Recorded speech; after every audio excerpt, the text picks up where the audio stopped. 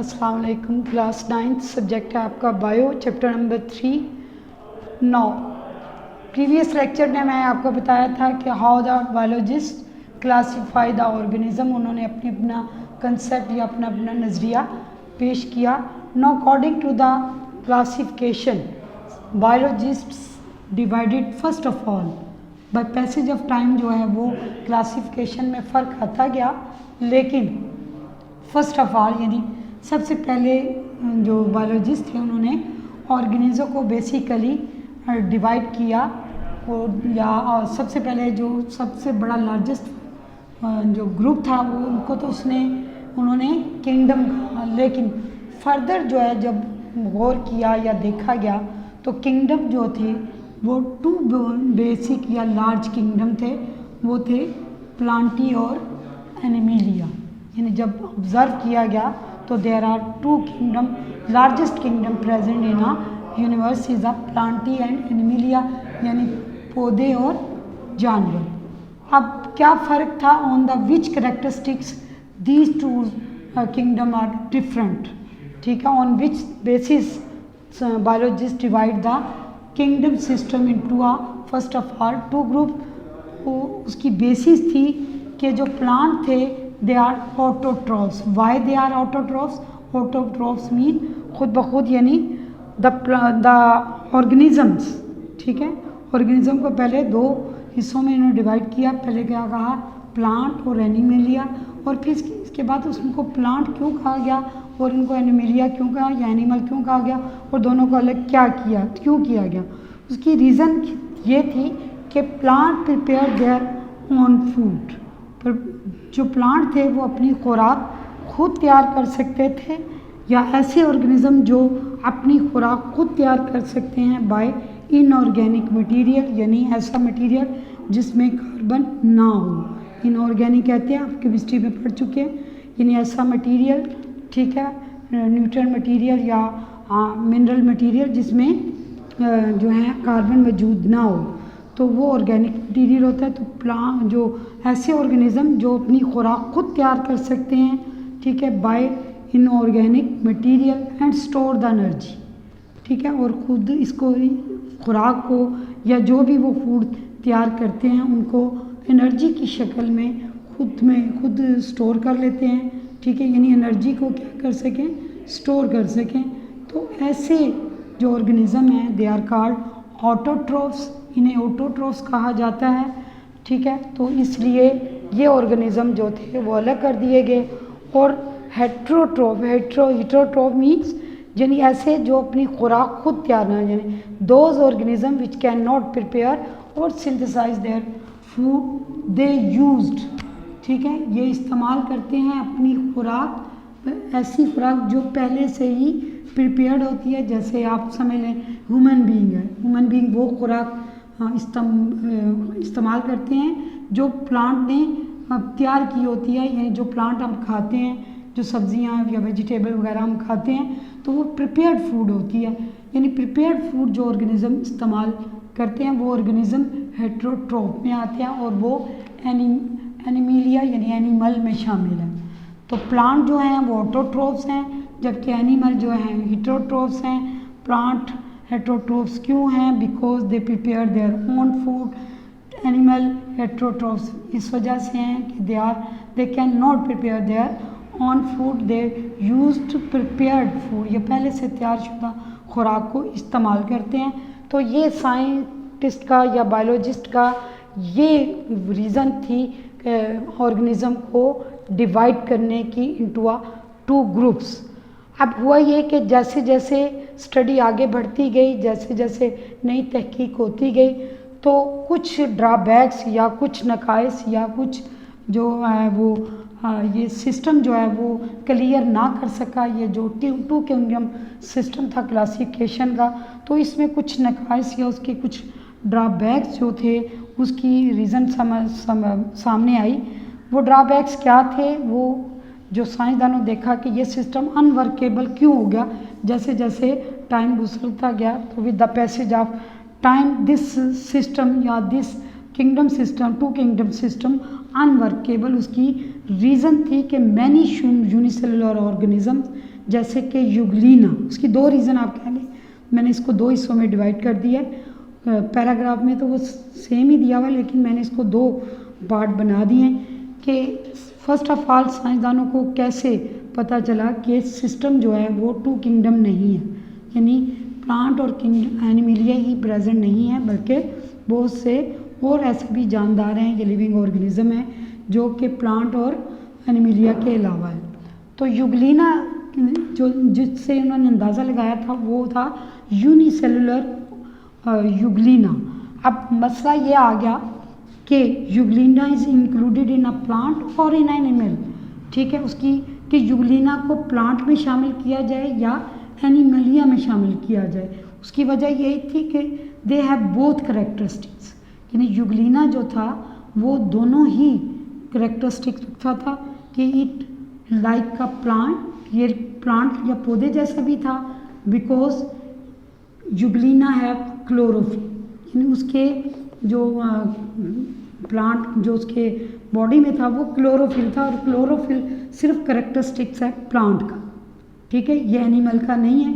जो एनिमल होते हैं वो क्लोरोफिल नहीं रखते, जबकि प्लांट जो है एक मटेरियल, ग्रीन मटेरियल जिसे क्लोरोफिल कहा जाता है, वो रखते हैं। तो इसका मतलब हुआ कि यूग्लिना जो है वो प्लांट जैसा था कि उसके पास क्या था, क्लोरोफिल था, लेकिन इसके अलावा प्लांट में सेलुलोज जो है वो सेलुलोज की एक सेल वॉल बनी होती है जो कि एनिमल में नहीं है, ठीक है।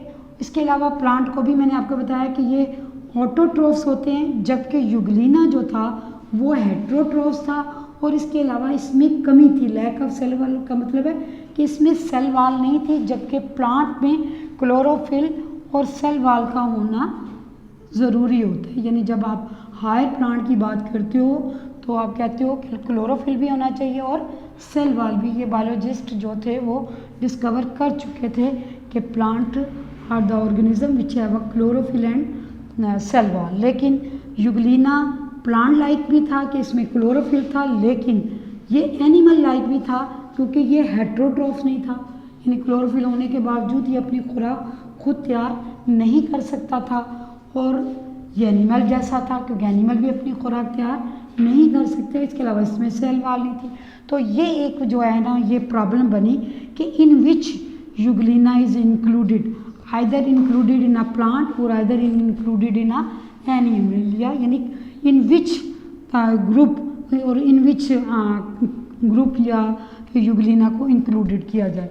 इसके अलावा ये जो 2 किंगडम सिस्टम था इसने इग्नोर कर दिया था क्या बताने में, यानी इसको रद्द कर दिया या वो ये बता ना सका difference between prokaryotic and eukaryotic cell. अब प्रोकैरियोटिक और यूकैरियोटिक सेल जो हैं ये आप इसी चैप्टर के या 4th चैप्टर के लास्ट में इसको डिटेल से पढ़ेंगे। तो प्रोकैरियोटिक सेल्स इतना मैं बता देती हूँ कि 2 cells which have a prominent nucleus, cell के अंदर जो सेंट्रल पार्ट होता है उसको न्यूक्लियस कहते हैं। तो न्यूक्लियस इतना प्रोमिनेंट नहीं होता, उसके इर्द गिर्द जो है वो सेल मेम्ब्रेन नहीं होती। तो जिसमें सेल मेम्ब्रेन ना हो वो सेल क्या कहलाते हैं, prokaryotic cell.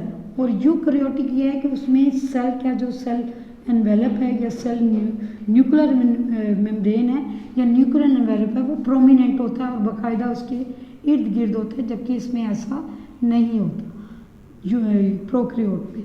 So this system ignore the difference between prokaryotic and eukaryotic cell. So this 2 kingdom system एक किस्म का रिजेक्ट कर दिया गया या इंक्लूडेड किया गया, तो उसको एक अनदर सिस्टम जो है उसकी बेस बनी या उसकी वजह बनी, वो था 3 किंगडम सिस्टम। यानी दूसरा था कि जो कि यूग्लिना जो है वो एक डिस्टर्बेंस बना इस सिस्टम को अडॉप्ट करने में या इस सिस्टम को फॉलो करने में। तो जो नेक्स्ट सिस्टम था जिसका ऑब्जेक्शन लगा कर ये कह दिया गया कि नहीं 2 सिस्टम नहीं बल्कि ऑर्गेनिज्म को 3 किंगडम सिस्टम में ग्रुपिंग की जाती है। इन 1886 अर्नेस्ट हैकेल जो एक साइंसदान था उसने डिवाइड किया ऑर्गेनिज्म को इनटू 3 किंगडम, प्लांटी, जो पहले ही से था, एनिमलिया भी पहले ही से था, ठीक है, जो इंट्रोड्यूस हो चुका था ग्रुप सिस्टम। लेकिन एक नया ग्रुप जिसे प्रोटिस्टा कहा गया, ये एक नया ग्रुप जो था उसने इस प्रॉब्लम को हल कर दिया। अब जो है जो कि यूग्लिना को इस ग्रुप में रखा गया, जो कि यूनिसेलुलर था। ये वो ग्रुप था जो ऐसे ऑर्गेनिज्म को बताता था कि जो यूनिसेलुलर थे। ये इसके बारे में भी आपको बताएंगे कि व्हाट आर यूनिसेलुलर और व्हाट आर मल्टीसेलुलर। अब फंजाई का मसला ये हुआ जो कि एक अनदर प्लांट थे, उसके बारे में मैं अभी बताती हूँ। तो फंजाई को जो था वो प्लांटी में इंक्लूड किया गया।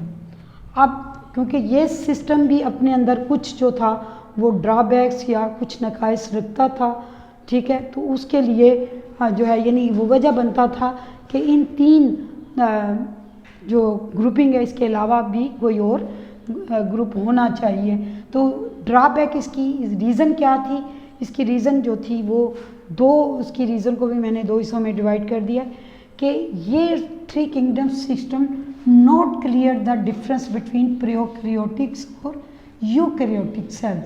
यानी ये सिस्टम भी यूकैरियोटिक और प्रोकैरियोटिक सेल में जो भी मैंने आपको बताया है वो उसमें डिफरेंस नहीं कर सका, उसको क्लियर नहीं कर सका। दूसरा ये है जो इसकी रीज़न ड्रॉबैक बनी इस सिस्टम की, वो था disagree of position of fungi. यानी बायोलॉजिस्ट थे वो फंजाई की पोजीशन को प्लांट में रखने से के लिए वो डिसएग्री थे, यानी वो इसके लिए तैयार नहीं थे कि फंजाई को प्लांट में रखा जाए। अब फंजाई को क्यों इंक्लूडेड नहीं किया जा रहा प्लांट में, उसकी भी उन्होंने रीज़न बताई कि उसकी रीज़न भी 2 हिस्सों पर मैंने आपको बता दिए कि उसके भी 2 पार्ट कर लें समझने के लिए सिर्फ, कि फंजाई जो थे ये प्लांट से तो मिलते थे किसी हद तक, ठीक है, यानी बहुत से वेज हैं, उसकी डिटेल है जो यहाँ पर उसने इतनी ज़्यादा क्लियर नहीं की। बाहर आप सिर्फ इतना देखें कि फंजाई रिजेंबल विद प्लांट किसी हद तक, तो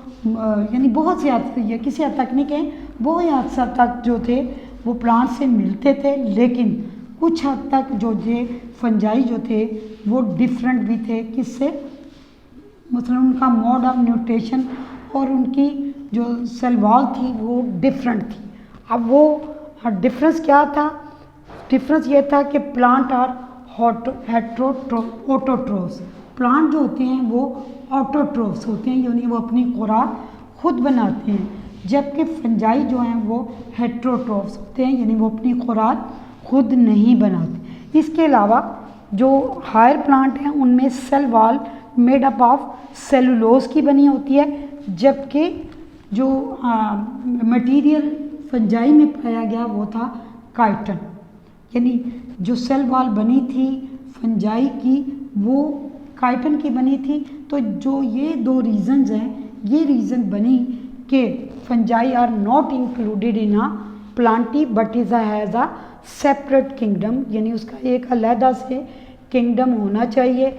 लिहाजा ये ड्रॉबैक्स थे जिसकी वजह से फर्दर ग्रुप या फर्दर किंगडम सिस्टम की ज़रूरत पड़ी।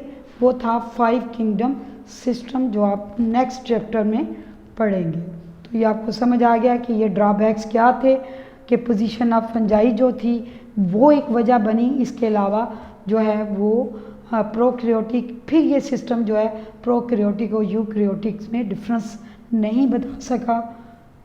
This is all about